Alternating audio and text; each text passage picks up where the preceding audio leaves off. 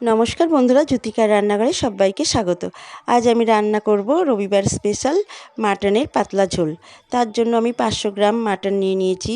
তাতে আদা বাটা, রসুন বাটা, পেঁয়াজ বাটা আর অল্প একটু পেঁয়াজ কুচোনো আর হলুদ গুঁড়ো, লঙ্কা গুঁড়ো, নুন আর একটু সর্ষের তেল দিয়ে আমি ম্যারিনেট করে নিয়েছি। আর একটু টমেটো কুচিও দিয়ে নিয়েছি।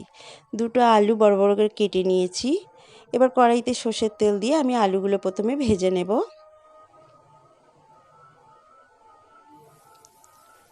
আলুগুলো ভাজা হয়ে গেছে। এবার আলুগুলো আমি তুলে নেব।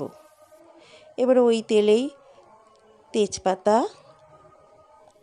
আর গোটা গরম মশলা ফোড়ন দিয়ে, ফোড়নগুলো অল্প ভাজা হয়ে এলে আমি আগে থেকে ম্যারিনেট করে রাখা মাটনটা দিয়ে দেব।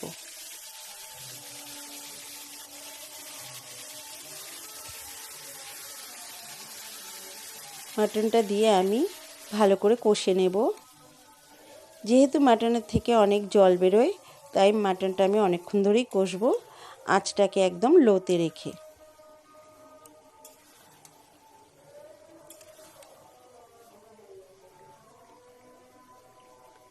এই মাটনের পাতলা ঝোলটা আপনারা গরম ভাতে খাবেন, খুব অসাধারণ লাগবে খেতে। রবিবারের দুপুরবেলাটা জাস্ট জমে যাবে। মাটনের জলটা আস্তে আস্তে শুকিয়ে আসতে আরম্ভ করেছে। যখন মাংসটা থেকে তেল ছেড়ে দিতে আরম্ভ করবে, তখন আমি একটু চিনিও দিয়ে দিয়েছি। সেটার ভিডিওটা আমি তুলতে ভুলে গেছি। আপনারা মটনটা যখন কষবেন তখন একটু অল্প চিনি দিয়ে দেবেন, তাহলে কালারটা ভালো আসে। এবারে আমি একটু এখানে গরম মশলা গুঁড়ো দিয়ে দেব, দিয়ে আরেকটু কষিয়ে নেব। কষিয়ে নিয়ে এবারে আমি পরিমাণ মতো জল দিয়ে দেব। আমি পরিমাণ মতো জল দিয়ে দিয়েছি। দিয়ে এবার একটা প্রেশার কুকারে মাটনটা সেদ্ধ হওয়ার জন্য ঢেলে নেব। প্রেশার কুকারে ঢেলে নিয়েছি। নিয়ে আমি 4টে সিটি দিয়ে নেব প্রেশার কুকারটায় মাটনটা সেদ্ধ হওয়ার জন্য।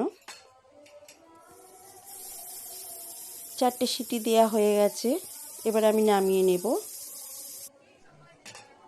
একদম রেডি আমার মাটনের পাতলা ঝোল। কালারটাও অসাধারণ হয়েছে। দেখুন, একদম হয়ে গেছে আমার মাটনের ঝোল। মাংসটাও সেদ্ধ হয়ে গেছে। এবারে আমি একটা পাত্রে সার্ভ করে নেব।